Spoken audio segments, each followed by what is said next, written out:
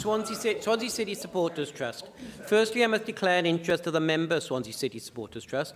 Unfortunately, in Britain, professional football clubs, especially at the top level, normally have a very large local fan base, but ownership of the club by one or more individuals, quite often from abroad. I know Cardiff City fans will recognise that situation.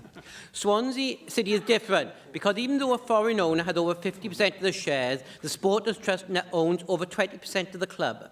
The Supporters Trust have one member of the club's main board, an opportunity for the views of supporters to be raised in the club's boardroom. The Supporters Director has direct contact with supporters and is a representative of us.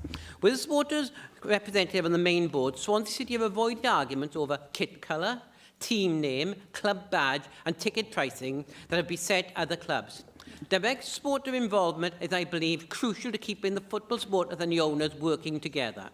A club in the Premier League owned partly by the supporters is, as far as I'm aware, unique. But having a supporter representative on the main board is both unique and also desired by supporters of other clubs.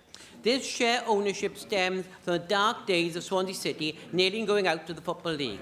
The Supporters Trust's success owes much to the hard work and dedication of its officers and those who have served on the football club board. A team partly owned by supporters playing in the Premier League is a huge success, one I hope continues into next season, and something I hope will become more common in the future for other clubs.